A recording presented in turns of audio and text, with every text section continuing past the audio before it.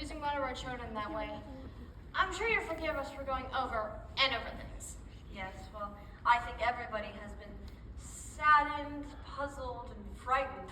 I've never seen something puzzle so many people in so many ways, and I can help so few of them. I've just come from seeing Mrs. Daigle. Of course, our first thought was of her. The rest of us are touched only lightly by this tragedy. She will have to live with it for the rest of her days. Yes, I know. I have spoken to her several times, and each time she has told me to learn from you if you had any idea to where the penmanship medal might be.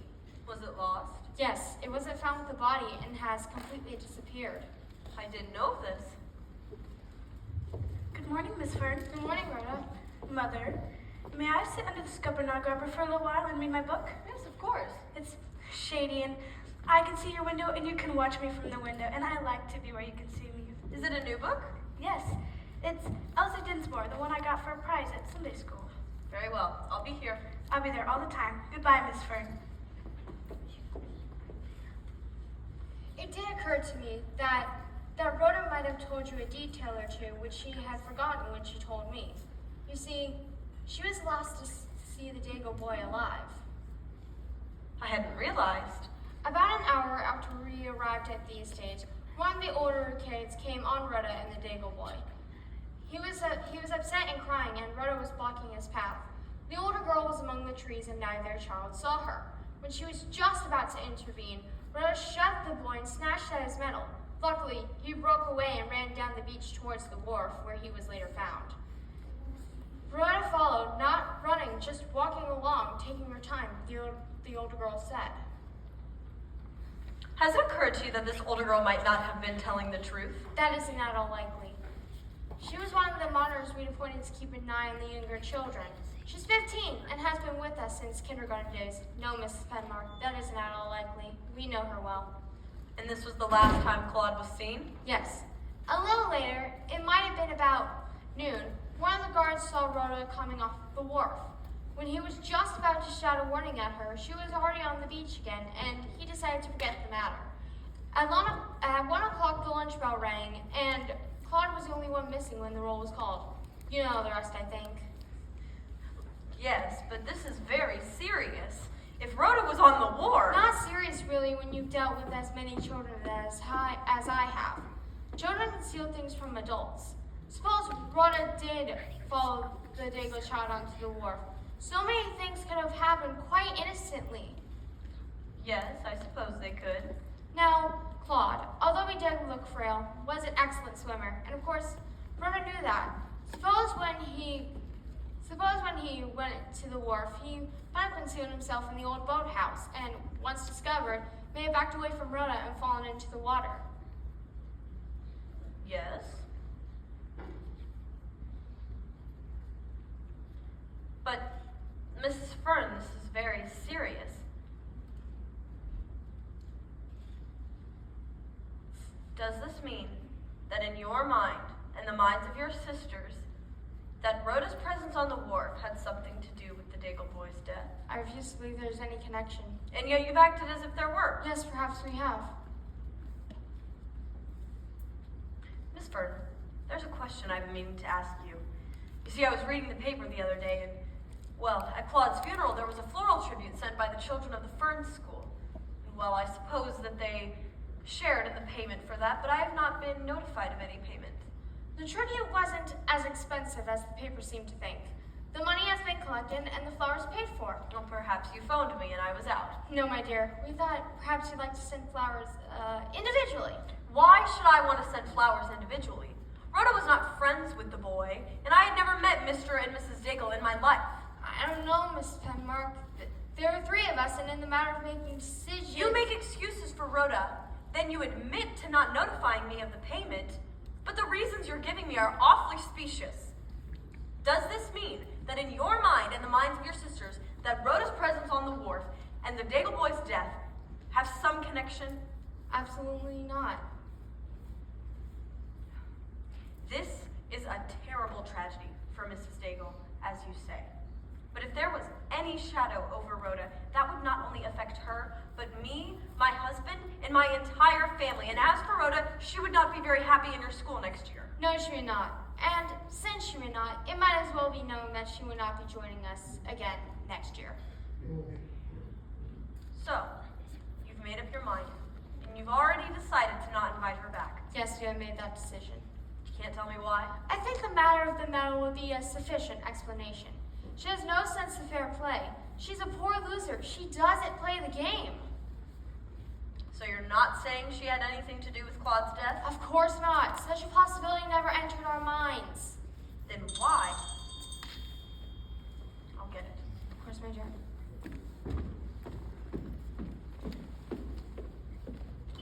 Hello?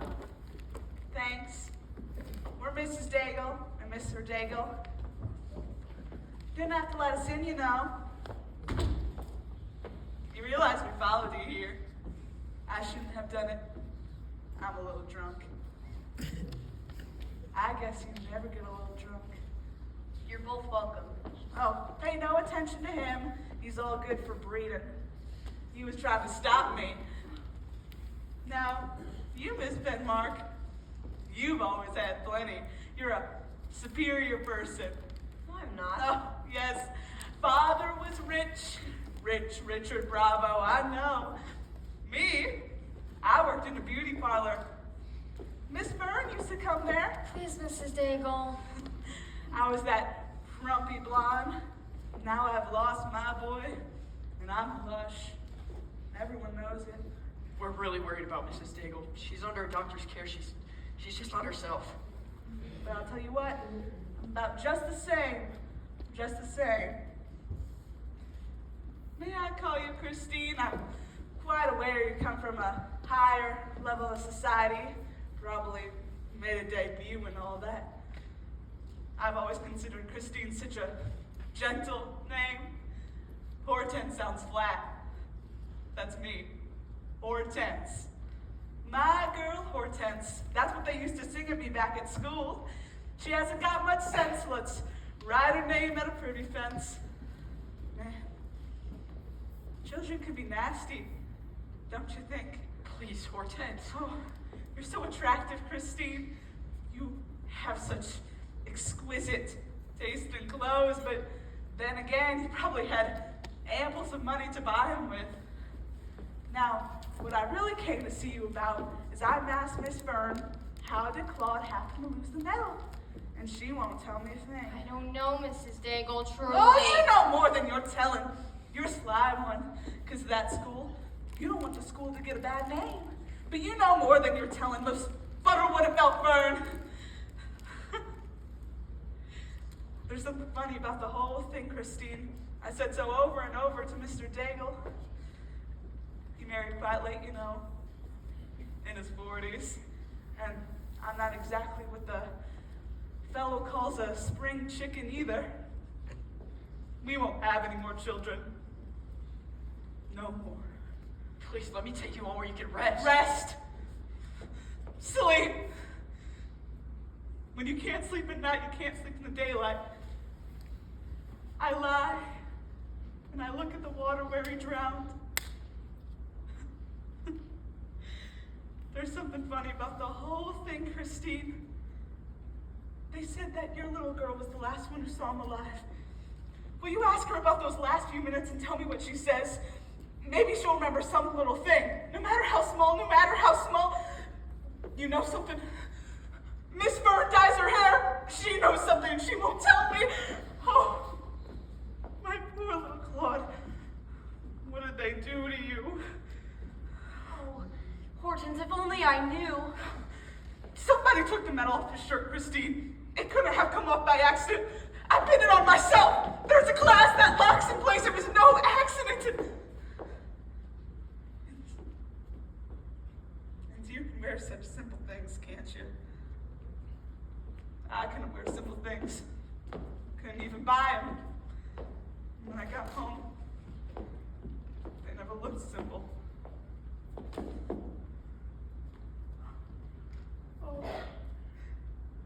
Oh, he was such a lovely, dear little boy. He said I was a sweetheart. He told me he was going to marry me when he got older. And I used to laugh and say, oh, no. You'll forget me long before then. You'll find a prettier girl and you'll marry her. And you remember what he used to say to me? He said, no, I won't. Because there's not a prettier girl in the whole wide world than you are. If you don't remember, if you don't believe me, ask the girl who comes to the cleats. Hortense, Hortense, please. Why'd you put your arms around me? You don't give a damn about me. You're a superior person and all that. Oh, God, forgive me. There was those bruises on his head and that peculiar crescent shaped mark on his forehead that the undertaker covered up. He must have bled before he died. That's what the doctor said. And where's the medal? Who took the medal? I have a right to know what became of the penmanship medal. If I'd have known, maybe I had a better idea of what happened. And I still don't know why you took it upon yourself to put your arms around me. I'm just as good as you are. And Claude was better than your girl. He won the medal, and she didn't. And look at me. I'm drunk. It's a pleasure to stay drunk when your little boy's been killed. Maybe I'd better lie down. Let me take you home and you can lie down there. Come on. Why not? Why not go home and lie down? Goodbye, all. I'm sorry. Oh, who gives a damn what they think? I drink a half bottle of Bonnecorn in little sips. I'm drunk as holy hell.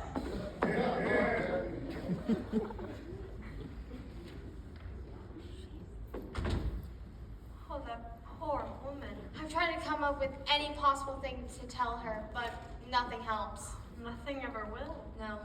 I must get back. Thank you for bearing with her and with me. Goodbye, Miss Penmark. Goodbye, Miss Fern. She will have to live with it till she dies. Yes, till she dies. Thank you.